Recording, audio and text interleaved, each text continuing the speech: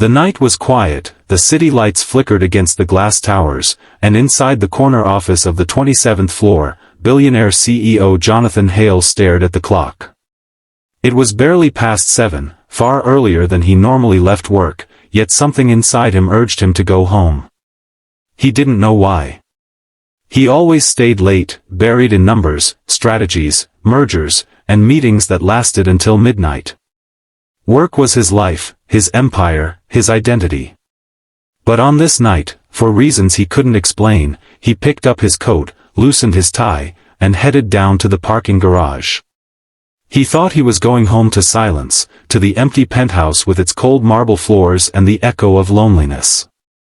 Instead, he was about to stumble upon something that would shake him to the core, something that would make him question everything he thought he knew about success, sacrifice, and love. Backhand index pointing right. If stories like this touch your heart, please take a second to like this video, subscribe to Ripple of Hope, and share it with someone who needs inspiration today. And tell us in the comments what moment in this story moved you most. Your support helps us bring you more real, emotional stories every week. Jonathan's life had always been about building walls. Walls of glass, steel, and wealth. His empire stretched across continents, his name was known in business circles around the world, and yet, when the night ended and the boardroom lights dimmed, he returned to silence. The penthouse overlooked the city skyline, but not a single voice called out his name when he walked through the door. His parents were long gone, his only sibling lived overseas, and relationships had withered under the weight of his ambition. He told himself it didn't matter. Success was enough. Or so he thought.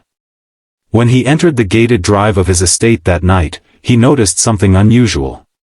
The faint sound of music, soft and warm, floating out from the kitchen windows. Jonathan froze. He lived alone. No staff were scheduled. The mansion, though vast, was supposed to be silent. For a moment, he wondered if it was a break-in, but the sound wasn't threatening. It was tender. He stepped inside quietly, expecting the worst, but what he found left him stunned. In the middle of his gleaming marble kitchen, beneath the glow of the pendant lights, was his housekeeper, Daniel. Jonathan had hired him years ago, a quiet single dad who worked diligently, rarely speaking unless spoken to. Jonathan had always seen him as background, a man who polished the floors, washed the dishes, and kept the place spotless. But tonight, Daniel was not cleaning. He was cooking. Not for himself, but for his daughter. She was about 7, her hair tied up in a messy ponytail, wearing pajamas far too big for her tiny frame. The girl sat at the counter, legs dangling off the high stool, her laughter filling the kitchen like sunlight. Daniel was flipping pancakes, his face glowing with a joy Jonathan had never seen in the man before. He hummed along with the music, sneaking little pieces of fruit onto the girl's plate, pretending it was magic. She giggled with every bite, calling him Dad, in a voice so pure and innocent that it pierced Jonathan's chest like a blade. He stood there frozen, watching a scene so simple yet so powerful it left him breathless. The billionaire with everything, and yet, for the first time in his life, he realized what he truly lacked. Family. Connection. The warmth of someone waiting for you. The sight of Daniel's tired hands, hands worn from years of labor, hands that worked late hours to provide, gently tucking a napkin around his daughter's chin, left Jonathan shaken. Daniel didn't notice Jonathan right away. He was too absorbed in making his daughter smile, too lost in their little world of pancakes and music. But when he finally looked up and saw his boss standing there in the doorway, his face flushed with panic. He set down the pan quickly, apologizing, fumbling over words, as if he had been caught stealing. He explained in a rush that he couldn't afford childcare that week, that he didn't want to leave his daughter alone at night, so he had quietly brought her along while he worked, making sure she was safe. His voice cracked with shame, as though he expected to be fired on the spot. But Jonathan didn't speak. He couldn't. His throat tightened, his chest ached, and he simply stared at the little girl, who looked at him with wide, trusting eyes. In that moment, something inside him broke. The empire, the billions, the skyscrapers, all of it felt meaningless compared to the love that radiated from that small kitchen scene. For the first time in years, Jonathan felt the sting of tears. He pulled out a chair and sat down at the counter, surprising both Daniel and his daughter. With a shaky smile, Jonathan asked if he could have a pancake too. The little girl beamed, nodding eagerly, and in that moment, the billionaire who had everything but love, and the single father who had almost nothing but gave everything for love, shared a meal that neither of them would ever forget. The night stretched long, but Jonathan didn't mind. He listened as Daniel's daughter talked about school, about her drawings, about how her daddy always told her bedtime stories even when he was tired.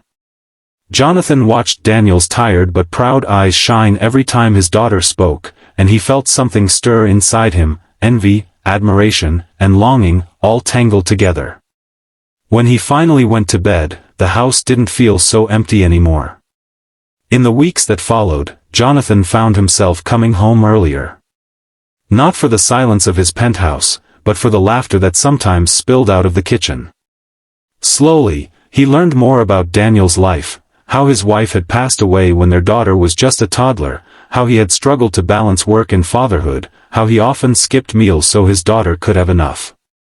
Jonathan realized the man he had overlooked for years carried more strength and love in his heart than most men with all the wealth in the world. And something inside Jonathan shifted. The billionaire began to see wealth differently. Not as a measure of money, but as the measure of what truly matters: love, sacrifice, and family. He started small, offering Daniel more flexible hours, then quietly setting up a scholarship fund in the little girl's name. He even found himself spending evenings with them, helping with homework, laughing at silly jokes, feeling for the first time what it meant to belong. Jonathan had come home early that night by accident, but what he discovered was no accident at all. It was a gift. A reminder. A wake-up call that the true riches of life are not locked away in bank accounts, but in the fragile, fleeting moments of love and connection that money can never buy. Backhand index pointing right, friends. If this story touched your heart, please make sure to like, comment, and subscribe to Ripple of Hope. Share it with someone who needs to be reminded that family and love are the greatest treasures we can ever hold. And before you go, we'd love to hear from you. What do you think makes a person truly wealthy? Leave your answer in the comments below. Your words may inspire someone else today.